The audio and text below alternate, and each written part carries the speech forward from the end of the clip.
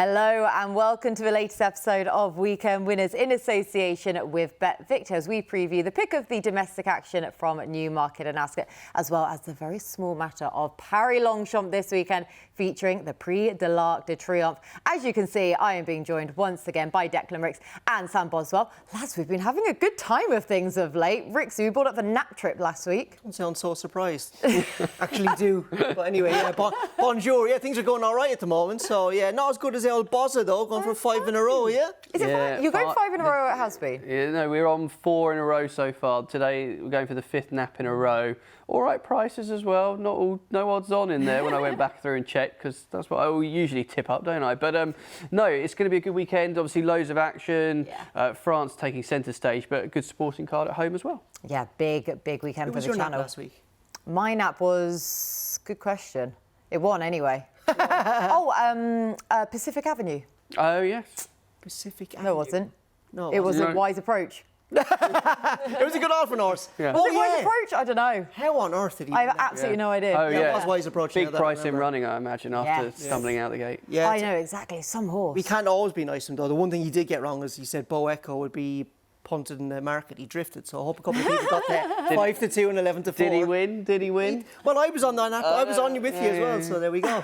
There you go, then, exactly. So very well done to a pair of you two and to me as well. So hopefully we can keep the good times rolling into this weekend. But of course, before we get stuck into the action properly, a reminder, as always, so please do gamble responsibly. Our tips are not guaranteed to win, but we will also do our best to point you in the right direction. On with the action, and we begin at Newmarket with the 240, the Group 1 Sun Chariot Stakes for the 3-year-olds and over 1 mile. Now, Cinderella's Dream heading the market here, Dec.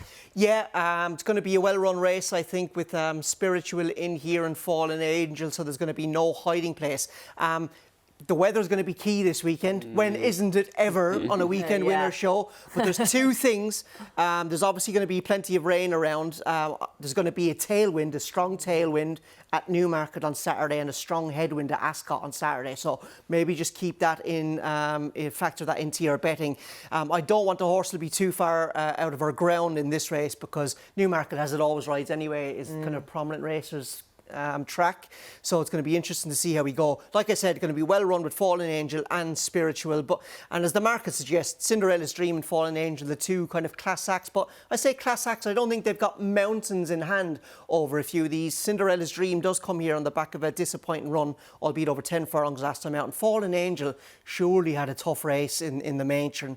So I just wonder, could we kind of be set up for a little bit of an upset? And I'm going to actually get the prices put up at Scylla, who has formed this season behind both Cinderella's Dream and Fallen Angel, and she's been running well, but last time out was a career best. Now, she's been really unlucky in her last 2 runs, this horse, because she's been drawn widest of all both times, as you can see here. But she's still run good races. Now, this was in the Prix de Rothschild. She was out on the wing the whole way, got no cover the whole way, and, you know, to still be beaten not too far by Fallen Angel was a good run. Now, she was again behind Fallen Angel last time out in the Matron Stakes, but she closed the gap again, despite having a wide draw and being a little bit slow away. But there was 2 things that I wanted to mention. One was the wide draw, which I just have, and the other thing was the first time tongue tie went on last time out, and I wondered, did it just get a little bit more out of her? As you can see there also in that replay, it didn't help that she got 2 bumps from a bigger filly, but she's going the right way, comes here on a career best, as we saw last week with Donncha O'Brien. He had a well-backed filly that was just touched off in the Shively Park. I don't fancy this one as strongly, but I just thought at the prices she could go well in the back of a career best. Nicely done, and good intertwining form line with one of the market leaders there as well with Fallen Angel. But good to have a look back at that. And OK, then taking on those at the head of the market is Dec with a nice price at 10-1 for at Scylla. Sam, match that. Yeah, interesting race. I just don't think I'm quite so sold on. We get towards the back end of the season, don't we? And you start to see some strange results. Declan's alluded to the weather. I'm not sure Newmarket's going to get enough rain to put me off Cinderella's Dream, but at 2-1, I just feel like the price and that run the last day just tempers your enthusiasm. And flicking through the history of the race, last 2 renewals have gone to the favourite, but we have seen some bigger price winners, and I kind of wanted to play one of the younger horses that might have a bit more upside. And Saraka Sands, for me, was just an intriguing contender when I was going through those at bigger prices. And you know, won on second start here at Newmarket, and then had sort of progressed through the ranks, if you like, a little bit. And she kicked off this season second at Epsom, and that was a really good run. But the win at Carlisle, the comments from Ross O'Ryan after that were interesting. That came on slightly easier ground, but he feels she's pretty ground versatile. Goodwood last time out up against John Quill, was only just beaten that day. I think I was just trying to find one that could take another step forward. And listen, she doesn't need to trouble this company, but an each-way play in a race that has a nice each-way shape to it, I thought. If one of those front two blow out, you're looking at sort of potentially 2 places up for grabs there. They're just a little short for all they've achieved plenty. Lady of Spain is really interesting contender. If you get plenty of rain, I think she'll shorten up a bit more as well. Cathedral as well, you can make a case for that one, perhaps a big play. But Soraka Sansbury was just one with a bit of upside for Rafe Beckett, potentially. Rosser retaining the ride, I think it's just interesting and could take another step forward here, has the ability to do so, second start at the mile. 28-1 as well. And how often do we get to say in a Group 1 contest that has an each-way look to it for a race? But it's so true with this contest because, as you say, we all respect those at the head of the market, but just at those prices, they are a bit short, so we're all looking further away. And Sam, you teed it up beautifully there because you said a case could be made for Cathedral. Well, here we go. She is my absolute cliff horse. She is my new top of the tree in terms of my cliff horse. So I know I'm just going to keep following her in, but I really like this filly. I love her name as well. So maybe I'm being slightly deluded and my judgment is being clouded, but I still think, despite all of that, we still haven't seen the best from her. Now, we're looking back at her when she finished second at Chantilly on her penultimate start. Now, this was her last start for Rafe Beckett before switching to Kevin Philippart de Foy.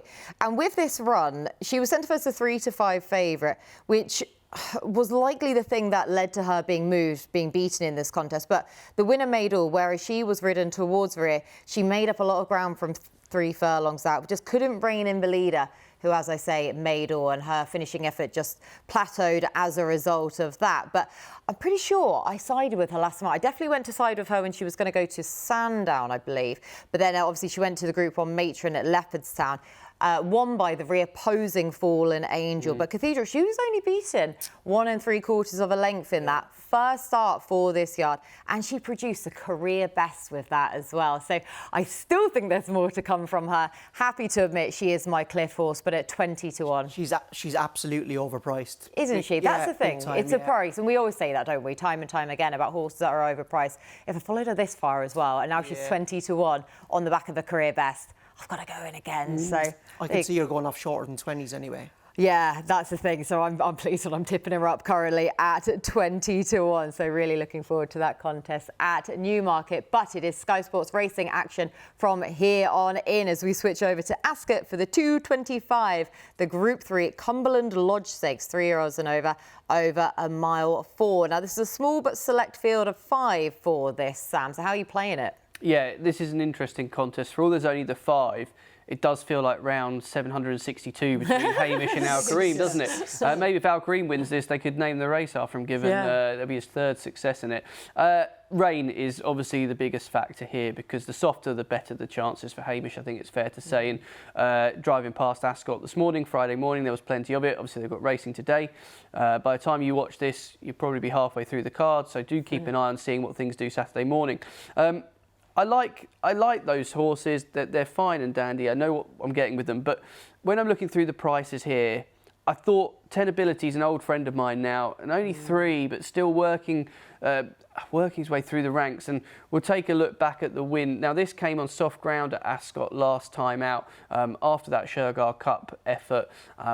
Got back to winning ways, and Dec, you were on the horse in second here, not to rub salt in the rooms, but that horse actually you might get a form boost here because that horse runs in the 405 Friday at Ascot and is second favourite as well in a good-looking listed contest. So I'm really curious to see how this horse can take another step forward. Listen, the 3-year-old needs to improve again to trouble these, but 4-1 without Hamish in our without market, aka the Declan Rix betting market. I quite like the look of that. Soft ground poses no issue. Look at how far they pull clear. Yeah, amazing. They're good horses. They're good horses. So I was just going to chance a play there. For all I've got loads of respect for these two that go round for round in these kind of contests. We need something to step forward, and I thought at 9-1 I'd have a small play each way and probably play the without market. You see that, right? So how many times do I request this market? Every now and again I do. Every now and again, every every week. Absolute pain in the backside getting a price up. But BetVictor Sam Boswell wants a bet in the Mark. Oh, it's there.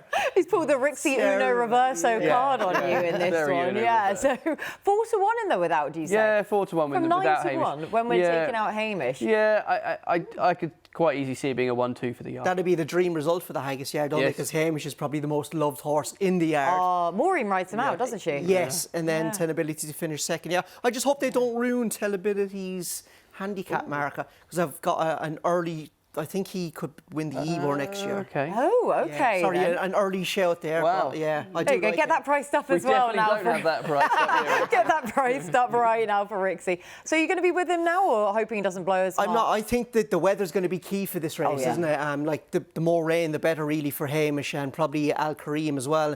Interesting with Al Kareem, I was watching the declarations come through on Thursday morning.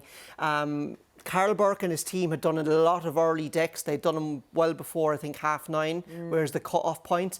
Al Kareem wasn't in here till very, very late, and I just wonder, did they see the small field and kind of go, look, let's just kind of roll the dice and run. But that's a bit strange, given he's won the race twice before, and he's kind of coming back. So, look, it's going to be... does he have a penalty to carry, Al Kareem? Yes. That's going to make things tougher for him. I wonder will they eyeing up something else. But Sardinadan I do like as well, but he hasn't run in a little while. He's got a first-time tongue tie. Military Academy's usually been rock solid mentally, but he looked far too keen last time out. And while I do like Tenability, this is probably a good step up in class. And the stable kind of second jockey, if you will, Kieran Fallon, is riding Hamish. So look, I'm going to keep it simple. Let it rain, let it rain, let it rain, baby. And let's hope Hamish can get another one on the board. Okay, then, so Hamish to come back to this race again and win and get his ground and actually take up this engagement, because I wasn't sure whether or not he would, but again, this is his time of year. May as well make Officially, hay. it is good ground at the moment, I Yeah. think, before the rain comes. But look, it's that time of year. We're probably going to be having quite a heavy dew. Yeah. There's rain coming, and just...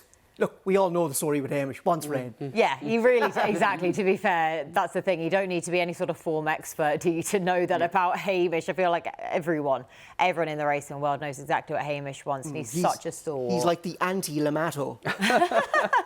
The anti-Lamato. I'm sure I'd love that nickname. But it pains me, but I'm going to take him on here. Ooh. Again, it's just price being dictated with this one, with Al Kareem, to bring up the hat-trick in this race. And as you said beforehand, this is just his race. So that's strange why he was declared so late. Yeah, for this. look, with these things you could be reading. Could be overthinking. Yeah, could be overthinking. And I do Would have we a ever habit do that in this I game? do have a habit of Would we ever? overcomplicating things. But yeah, he's a cracking horse, isn't he? I love him as well. But yeah, take it away, Kate. Why do you like him? Yeah, and we're looking back at him in this race last year when he beat Al-Azi in second by 2 lengths.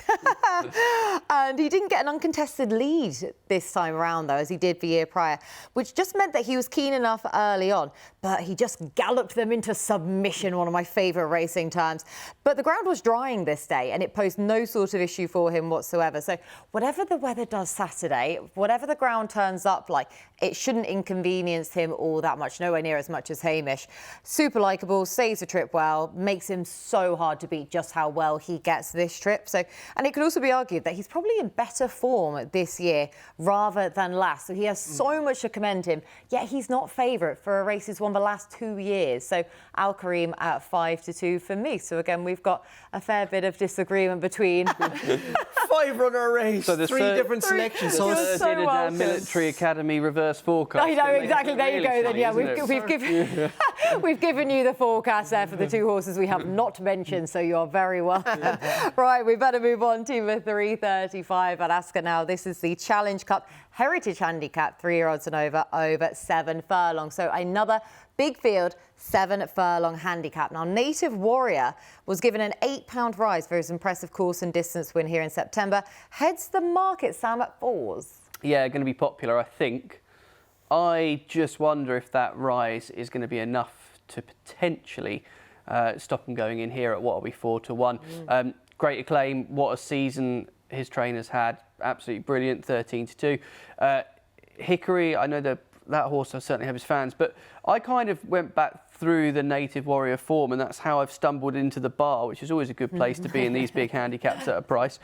And I kind of just felt like, we're going to watch the clip in a minute of Mirabeau, who ends up third. Where are we? Oh, look at that. By the magic of flicking, we're down to 12 to 1. That's a fair each way price for me. And this horse, we won't see the replay of it, but do go and check out what happened at Newbury on his last start. Gets no run whatsoever at a really key time. Jockey has to stop riding for a couple of strides and ends up a bunch finished at Newbury on softer ground. This ground as well will help as well. A bit of rain is going to be more than welcome. But if we take a flick through and look at the form from that Ascot race, this has got so many of the contenders in here. Gosh, Ben's been busy on the graphics. Look at that. We're going to end up third. And we get a nice passage here. Kieran Fallon's booked to ride. Interestingly, Kieran Fallon only ridden twice for the Yard previously. The Yard are a bit quiet. That's the only concern I've got. So hopefully they can bounce back to a big price winner here. But there's Great Acclaim. And then we're going to see, aren't we, the winner just come through. Listen, I think this is obviously a really good piece of form. Various weights and measures have changed since. I think Mirabeau's mark looks pretty fair. And I just wanted to chance at an each-way play. If the favourite runs up to what he's capable of, I'm hopeful that we're not going to be too far away at a big price, and it's an each-way stab in a competitive handicap. Super competitive, but as you said, we went to the bar, then we looked at the bigger prices, and at 12 to 1 for Mirabeau, not a bad way to play this race, Tracey. Yeah, obviously really competitive race, isn't it? Maybe a little bit tricky because we shouldn't forget this race is going to be run on the straight course. They've got half of the track railed off to keep ground fresh for Champions Day. I was going back through the last kind of 10 winners of the race, and they've come from all different kind of draws, which maybe suggests pace is key. And I was looking at the pace here. I think horses drawn really high could struggle. A lot of the pace seems to be low to middle. Who's low to middle is there? Tarakan is low to middle. Who else is down there? Good El Balmacar, I think he's drawn in 1.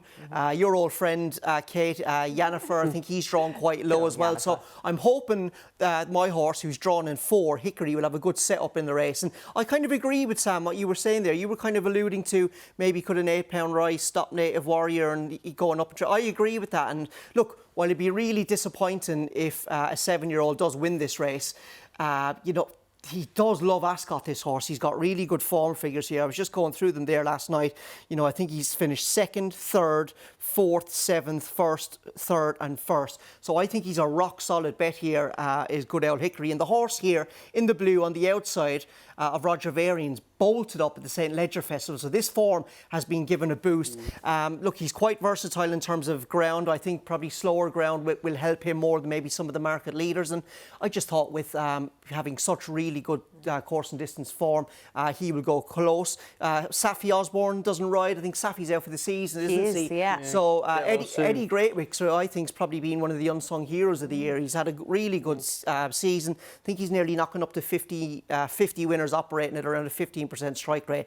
Not bad. So hopefully he'll get a good spin off Hickory here. Oh, how could you not get a good spin-off Hickory? At 7 to 1, like you say, this is just his track and trick. Yeah, exactly. We could have shown, as I said there, we could have shown plenty of course and distance form. We shouldn't forget he beat Good Owl Kirat earlier in the season over this course and distance now. That form looks a bit all right. Doesn't it? Went on to win the Sussex Stakes for all. Oh, let's not get into that argument again. For all, I don't think Richard Kingscote did his job properly that day. But doesn't care once the check. Once the check cleared in Weatherby's, he doesn't give a damn. No, and it'll be interesting to see Kirat this weekend, of course, at ParisLongchamp. Whether or not he appears in any of our best bets, we will just have to wait and see that. But before then, though, I am also with a 12 to 1 shot. Puro Sangway, the enigma, the frustration that is Puro Sangway at an each-way price in here. Now, we are back with the trends again, and the trends are speaking really well. For 2 Victory Hay horses, Linwood, who's a similar price to Puro Sangway, who is going to be my main selection. Now, I actually thought he ran a fine race in the Air Gold Cup last time out, but we're looking back at his penultimate start when he ran off the same mark that he's running off here. This was off £2 lower than last time out at Doncaster. Finished 6th, only beaten a length and a quarter in that mad bunch finish there. Low draws came to the fore on that occasion. He was drawn and saw 17. So the Air Gold Cup last time out, he was really well back before the off. All of that late money was all for him. He sent us a 5 to 1 favourite. Finished 4th, ran well, beaten a length and a half. First time cheek pieces, they've been reapplied this time around, and the ground just came in his favour with that little bit of juice in it as well. So I'm hoping that that will also count in his favour this time around too, and at 12-1. He hasn't won since his 2-year-old campaign.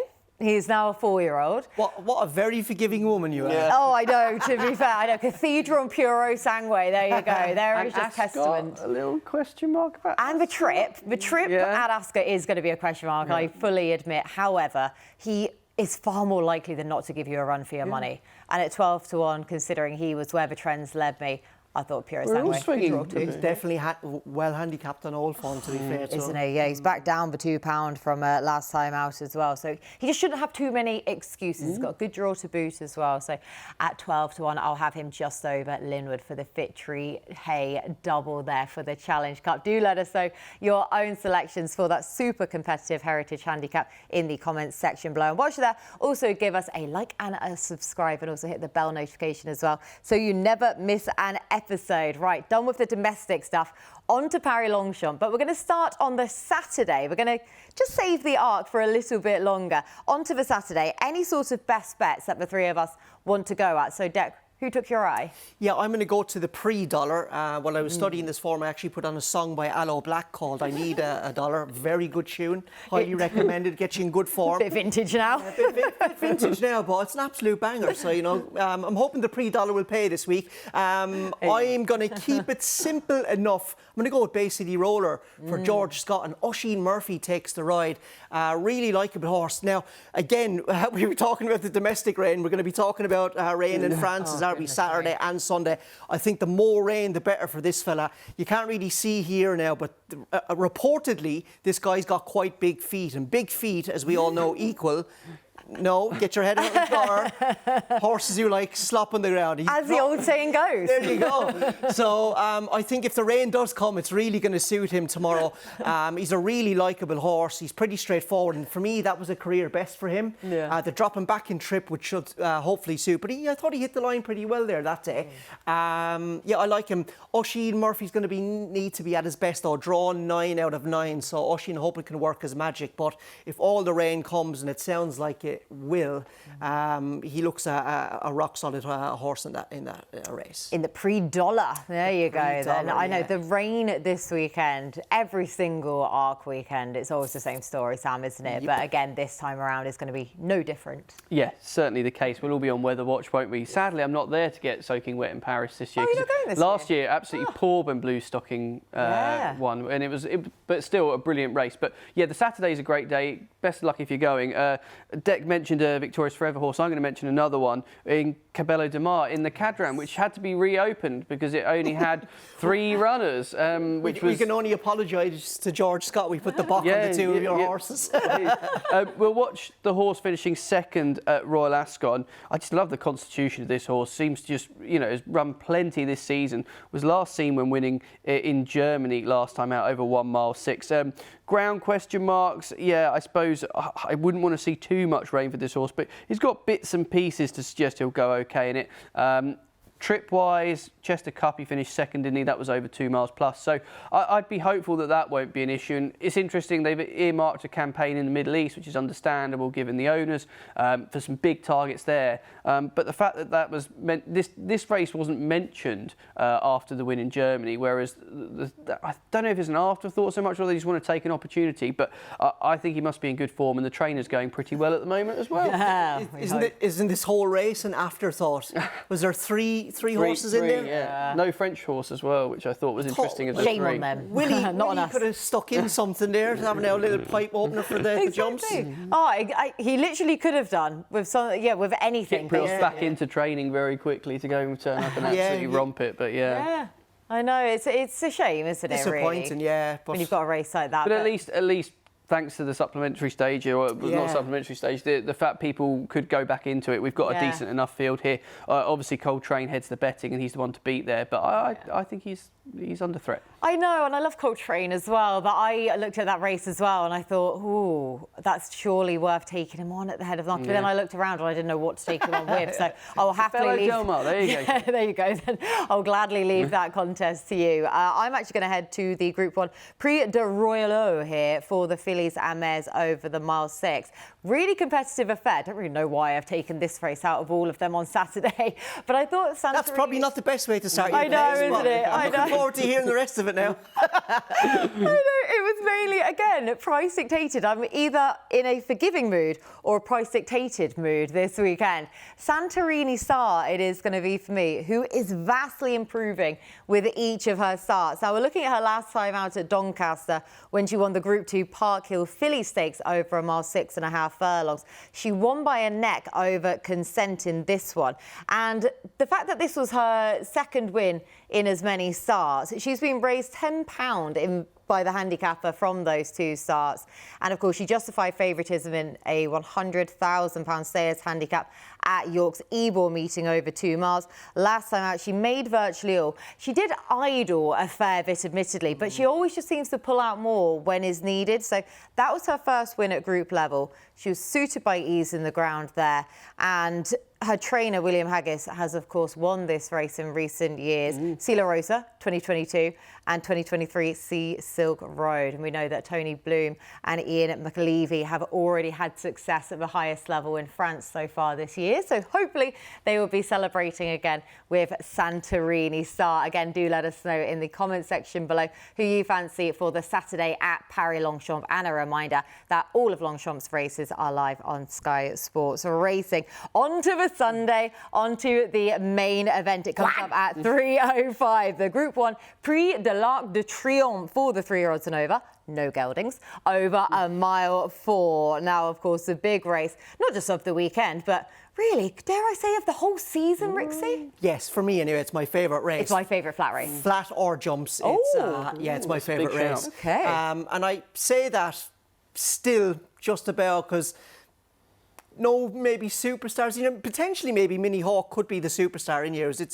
seems like a race that we know lots about. But yeah, while we don't have a, maybe like a Golden Horn or a Trev or whatever, really good betting race. Really competitive. Like, genuinely, I thought maybe 6 or 7 horses could win this race if things fell right for them. So, yeah, cracking betting race. And, yeah, it's kind of, people always say, 4-1 winner at Longchamp pays the same as a 4-1 at Newton Abbot, whatever. True, but it's a special buzz back in the winner of the big races. Yeah, I don't really get that when people say that. Unless you're taking all of the heart out of the sport, then you may as well not have a hierarchy system if you're just simply looking at prices per race. But yeah, Mini Hawk, though it is who heads away at 3-1, has been drawn stall 1. So you with or against her? I'm against her, but only just because I think Avonshore has got slightly better form. For all, Mini Hawk is a younger horse, is open to potentially a little bit more improvement. But, Avonshore, she ran a cracker in this race last year. And, we wanted to highlight this in a little special insert we made. And, to go as close as she did to Blue Stocking, I thought was a cracking run. You can see her there. She's just a little bit slowly away, and that kind of set the tone for her a little bit. You always felt that she was a little bit further back and just a little bit out of her ground. But not only that, Ross Orion gave Blue Stocking a wonderful, uncomplicated ride. You can see Ross there is on the rail. Avonshore's further back and one off the rail. In a game of fine margins, that all adds up. So, given it was a race not run at a strong gallop, I think it was a reasonable pace. I thought she'd done really well to go as close as she did, especially quickening past good old Los Angeles and getting going as close as she did to Blue Stocking. And Sosi, well held there back and forth as well. And I think this is her time of year. It was really interesting. Her trainer said she hates the summer. So, this is a filly you'd be bringing skiing as opposed to, bringing her to the beach. And that means she's nice and fresh coming in here. Yeah. And we saw the freshness last time out in the Vermeil because she was keen. She was gassy the whole way, got no cover throughout the whole race. And given they didn't go a strong gallop and she had that kind of run, to win as well as she did, I thought it was a big performance. Now, we're going to show you that here as well. Just look at her here, look. Nice and fresh. Let me at him, let me run. But, that's not her style. I do hope now her draw on 12 makes it potentially a little bit different, but I'd love to see her get the ride Ross Ryan gave Blue Stocking last year. You know, she's an older filly, she's more experienced. The other thing I'd like to highlight as well, she's not the biggest, so, you know, she would need a bit of luck if she's right in the hustle and bustle and the whole lot. We shouldn't forget last year in the Vermeil, I think she got a heavy bump from Blue Stocking, which didn't help. But given how keen she was early through it, and she tanked like that for the whole race, look how well she won still. So, you know, I think a stronger gallop, getting some cover is really going to suit her. And as the trainer said, this is her time of year. So, yeah, allez, aventure. Aventure then at 4-1. I am in total agreement. Now, not only have I been in a forgiving nature on this week's show, or price dictated, I'm going to also add loyalty into my approach. And after time, clang and then some. Of course, I tipped her up each way for the Arc last year when she finished second. Also tipped her up anti-post a few weeks ago for the Arc before she went to the Vermeil. Is that 16s or 14s? Yes. Oh. That is a cracking bet. That is Isn't it? Now and you're going in again. Yeah. Absolute greedy Tracey. Got to just keep sticking with it at this point. Because do you remember when we talked about our Arc anti-post selections? And I said, well, if she goes to the Vermeil, which she's going to do on Arc Trials weekend, that even if she gets stuffed there, then I won't be too perturbed by that, because we know her final destination is going to be the Arc de Triomphe, and that's what she's being geared towards. And we know the French MO style of training is very much to have that target, not to have your horse peaking for every single start. And I didn't necessarily expect her to win the Vermeil in the style that she did, considering when you've got Whirl in there as a 1-2 favourite. But as you say, keen enough, gassy enough as well. Now, of course, she isn't getting the 3-year-old filly allowance this year. I don't think this is as tough a year as last year for the Arc, though. So why would I not side against her? And especially when you look down her RPRs from this season, you can say, or at least make a very good argument, that she's actually a better, improved model of a filly this time around as well. So at 4-1, I'm definitely not going to abandon her now, for all that my price is nowhere near what it was a few weeks ago. We should mention the ground as well. I've been using the Pentrometer readings for quite a few years, so I hope I have a good handle on the ground. At the moment they're looking at it, I would say of Friday, I'd say it's good to firm ground over there, but they're due a lot of rain. I hope the rain comes for Aventure, because that's going to inconvenience all the Japanese horses, the likes of Sozi as well, and quite a few. Yeah. She is versatile, to be fair, and she's got a bit of class, but I think if the rain does come for her, it probably enhances her chances. There can be so many things that inconvenience for Japanese horses yet again this year, isn't it? You want to see them win it. You want to see them get it over the line, but only if you're backing them. What I want to see is another Japanese horse go 3 clear and chuck it away like Orfèvre, and hopefully we have another YouTube video of some Japanese fans thinking they won the Arc. Actually, that's incredibly harsh. I do apologise. No, you do. Declan Rix no longer big in Japan. That is one of the greatest videos. It is a phenomenal video. It's so good. Like. Do make sure to go and watch that if you've got a chance. If you want to see pure heartbreak before your very eyes. If you're that much of a sycophant, then that's the way to go. Sam, away from that, are you with a Japanese horse? Something else? No, but pure heartbreak probably sums up my anti-post efforts this season. I had 2 bets anti-post to the Arc. One was Whirl, and we know how that's ended up. I told you, but you wouldn't listen to me. Cheers, mate. You wouldn't listen to me. And the other one was Estrange, who came out of the race. If she was coughing because of the draw, I was being sick, I think. So, yeah, there we go. So we're back to the drawing. Self-sorted for the show today. Yeah. Got Dave Horton in or something. So we're back to the drawing board again. Obviously, Kalpana got beat by Whirl, but I've gone off her chances after that Kempton effort. And the record of first-time headgear in the Arc is not good. So I can see her drifting a little bit. Mini Hawk was a likely replacement for what I'd like, given I tend to like the 3-year-old fillies that get a bit of weight here, but I just wonder at 3-1. Sumi's obviously a great replacement for Ryan Moore in the context of this race being at Paris-Longchamp. I just felt the price was a bit skinny, and then I sort of went round the houses and I thought Darres was just overpriced. Drawn in 2. If you're looking at this race statistically, you want to be Flow Rider low when it comes to the draws. If we're going to throw some weird song references in there.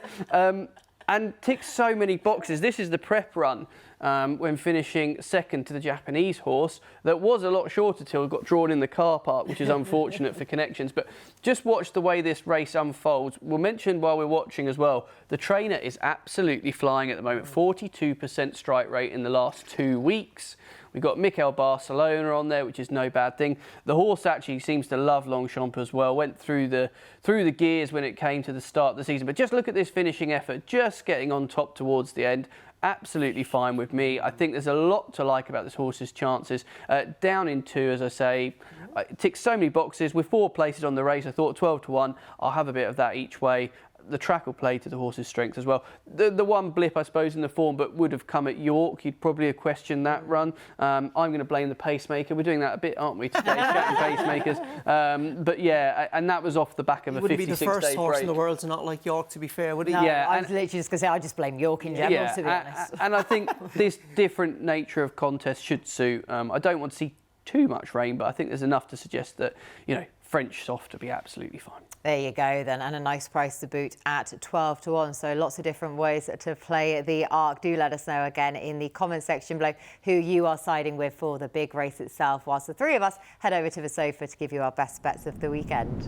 Rixie, you're up first. Right, I'm just going to keep it simple and go for the Napas in the Arc. It's my favourite race of the year. I think Aventure should be favoured on the back of her run in the race last year. She's coming in here nice and fresh.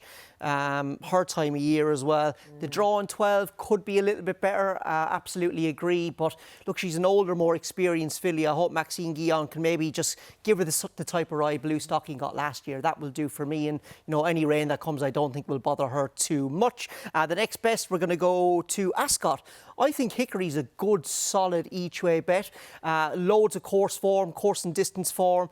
He's drawn well, he's drawn low. I think horses drawn high really could struggle in the Challenge Cup on Saturday. Again, another horse, if the rain comes, won't bother him at all. And then the long shot with BetVictor going 4 places in the Arc. Back in my good books. I still think Los Angeles is overpriced and he can run into the places. Now look, I was wondering why has he not mentioned Los Angeles yet? He is your Would heart it be horse. disappointing if he won? Absolutely, but he's overpriced, and look, I think he wants this kind of trip, and what he really wants is a lead and some cover. So hoping Wayne Lorden can do that on Saturday in the first time cheap pieces. That was going to be on my bingo card for this week's show, was Los Angeles. And as soon as we did the whole Arc preview, you hadn't mentioned him, I thought, what's happening here? Okay, there we go. There he is then. Goes in as the long shot for Rixie. I'm doing, obviously, Sky Sports later in the morning. Rob Lee's producing the show this morning. He said, you're coming on the show tomorrow. You're not allowed to mention Los Angeles. No chance. So I hope he goes and wins. There you go. Just to spite everyone. Not even from my own pocket, just to spite everyone so I can rub it in your face. If ever there was a Rixie reason for a horse to win, then there you go. That's exactly it. Best of luck all the same. Spite selection. I like it. Spite selection, the SS. There you go. Sam, who's your selection? Yeah, it's going to be interesting, isn't it, this weekend? Racing everywhere. I'm determined to try and keep this good run of naps going, and I'm going for a bit of a short one here. We're going to head to Newmarket for the 205, which is auction stakes race, and Carl Burke's got the favourite here, Half Sovereign. This has been the plan for the horse before it won at Doncaster, reading the comments, and I can just foresee this horse by 10 Sovereigns. Just the conditions of the race are so favourable. A little bit of rain will be perfect for the horse's chances. Quite a big horse as well, which will suit because it's a big field, so might need to get your elbows out. But I'm very hopeful Sam James can make the best of his way home and give us a 5th winning nap in a row. Fingers crossed. Next best, I'm going to use a Declan Rix market here, something I never thought I'd do. 10 ability without Hamish. Come to the dark side, baby. 4 to 1 with ourselves. I just think William Haggis 1-2 will happen in this race. I can foresee it. The rain's not a problem if Ascot ends up soft. So there's a lot to like about that 3-year-old by Frankel that just has continued to improve. And I love these horses. And who knows, maybe as Declan suggested, a long-term project for one of those nice races next year, like the Ebor maybe. But would need to be winning this, I think, to be even thinking about that. But we'll see. And then my long shot, I'm going to go for the Arc because I think Darry's at 12 to 1's fine to go for a long shot. And I've outlined the reasons why I like this horse. But the draw, I think, is so important. I love the fact that the trainer's banging form. I like a jockey that knows his way around there as well. Longchamp is clearly a place where the horse is happy. The trip should be well within the horse's compass given last time out. And I thought double-digit price, 4 places each way, yes please. There you go then for a long shot in the Arc as well. I agree with you though on your nap. Aventure's going to be my nap as well this week, so hopefully we can keep the good times rolling for the naps. And as I said previously, put her up for the Arc anti-post. I'm not about to abandon her now, given the fact that she managed to win last time out when I didn't necessarily expect her to be winning the Vermeer either, when you had Whirl in there as the 1 to 2 favourite. So Another year on, doesn't have a 3-year-old filly allowance, but after finishing second in what I consider a better renewal last year, 4-1, not going off as favourite, I will happily have Aventure as my nap. Al Kareem is going to be my next best at 5-2, the winner of the last 2 renewals of the Cumberland Lodge Stakes, so bidding to bring up the hat-trick, winning last year over 2 lengths from Al Azi, galloped his rivals into submission that day. Whatever the weather does on Saturday, it shouldn't inconvenience him. Really likeable horse, stays the trip oh so well, which makes him ever so hard to beat. And Puro Sangway is going to be my long shot in the Challenge Cup Heritage Handicap, who I thought ran a fine race in the Air Gold Cup last time out when finishing 4th. Only beaten a length and a half, though, in the first time cheat pieces, which are reapplied here. Down £2. Concerned the fact he hasn't won since his 2-year-old campaign, but when he is a price, he's always going to give you a good run for your money. So at 12-1, Puro Sangway for me as my long shot. But that is everything from us on this week's show. So, lads, a big thank you to the pair of you two for all of your hard work. Rixie, loads going on the website, as always, but especially this week. Thank you so much for reminding me. Yeah, like anytime Ascot race, we've got a specially dedicated website. But we...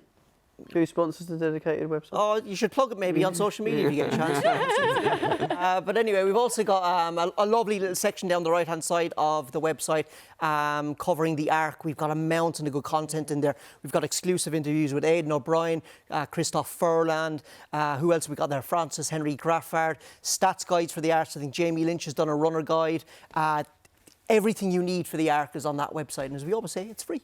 There you go, and sponsored by BetVictor. So ideal. It all works together, doesn't it? Bit of synergy around here.